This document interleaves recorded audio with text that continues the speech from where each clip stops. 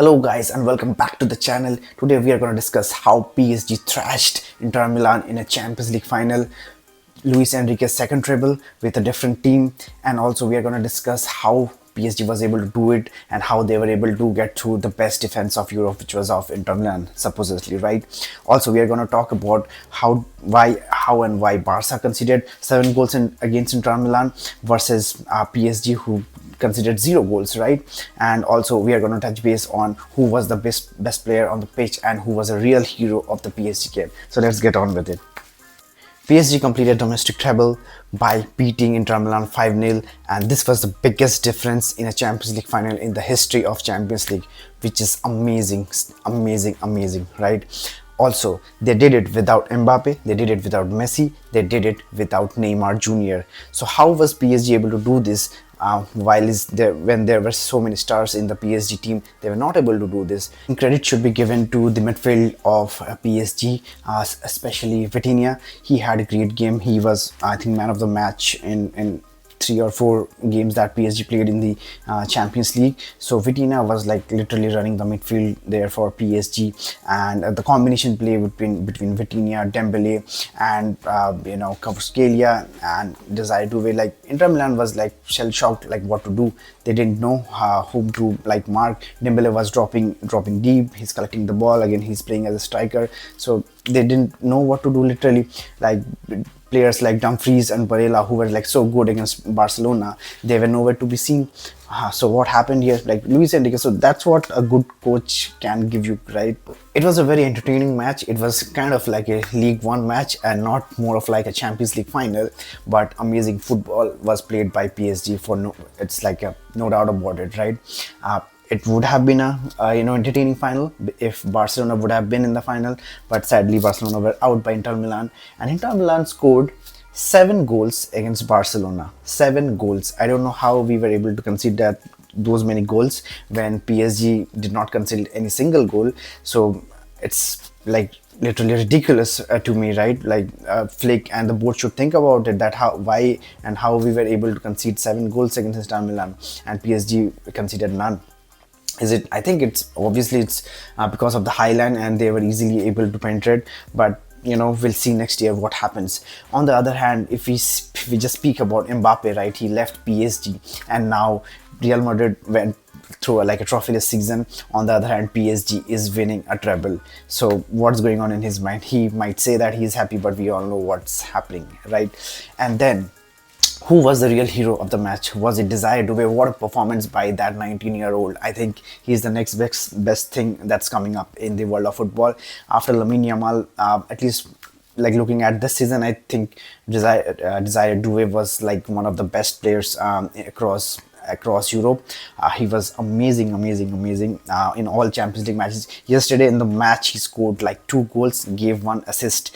Being a 19-year-old, scoring 2 goals and giving an assist in a Champions League final, that's not easy. That's definitely not easy. There was another 19-year-old who again scored the last goal for PSG. I have never even heard about him, but he came out of nowhere. He grabbed a goal, right? And did you see how PSG played? It was so like amazing football, right? They were all over the pitch. Like I think it's just like they wanted it like more than Inter Milan. And Inter Milan was like, although they had the best defense, they had Dumfries, they have Barella, but where were all of them? Like they were nowhere to be seen in the pitch yesterday. Vitinha, Desire Doue, Dembele, Kvaratskhelia, everyone was like onto them, and like they were pouncing on the Inter Milan defense like anything. Like they were all running like cheetahs and tigers, and they were just like waiting for them to make a mistake or even play a short pass, and just they like every second ball they win. I don't even remember Inter Milan taking a shot. I think just maybe 1 or 2 couple of headers that they took in the in couple of corners. Apart from that, Inter Milan, I don't think they have even like to be seen near PSG's goal. Donnarumma had a very quiet night yesterday. Let's talk about who was the real hero of the match. Was it Kvaratskhelia? Was it Dembele? Or was it Vitinha? Or Desire Doue? Who was it? To me, I think honestly, the real hero of the team was Luis Enrique, because PSG always had star-studded team, right? But they had Messi, they had David Beckham, they had Ibrahimovic, they had Neymar, but they were never able to win a Champions League. They went very close. I think in 2019 or 20 yeah 2020, yeah, I think it's 2019 or 2018. They went to the final and they lost to Bayern Munich, but apart from that they never played like good football, right? But what happened now after Mbappe left, I think PSG have become now a more solid team. They have like a collective effort of doing things together and giving an effort as a team versus relying on individual performances. And Mbappe, obviously, he's congratulating PSG, but we know how sad he would be because he left PSG and PSG won Champions League, PSG won domestic treble. On the other hand, Real Madrid goes trophyless, right? So there was this decided way. He's like such a brilliant kid, right? I think obviously he's gonna win the Golden Boy award this year, and he was amazing throughout, like across all the competitions. Also, I think Dembele played a good game yesterday. He was like, I think he provided one assist, but apart from that, he had like a silent game. He also gave a very nice back heel to Vitinha, which led to the goal from Desire Douve. So he had a good game, but I wouldn't say that he had like a Ballon d'Or winning performances. And another cool stat is like Luis Enrique becomes the second manager in the history to win trebles with two different teams. The first is like Pep Guardiola, right? After seeing the match between PSG and Inter Milan, I think we as Barcelona fans, we should be self-critical because I think that we conceded like 7 goals against against Inter Milan, which is I think is not acceptable in a Champions League match. In which Champions League match have you seen like conceding like 7 goals? Like it's not good, right? There are mistakes, so we know that we have to improve to be at that level. I think PSG was great. Barcelona versus PSG would have been an entertaining final as compared to what we saw like yesterday.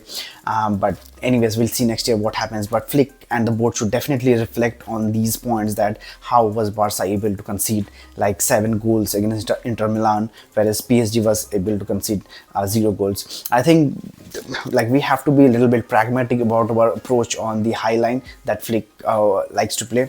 It's good, it works for most cases, but I think it shouldn't be like used for all matches in Champions League, because there are teams that can hurt you. So you have to be like self-critical and you have to be pragmatic about the approach when you are trying to deploy that kind of a setup.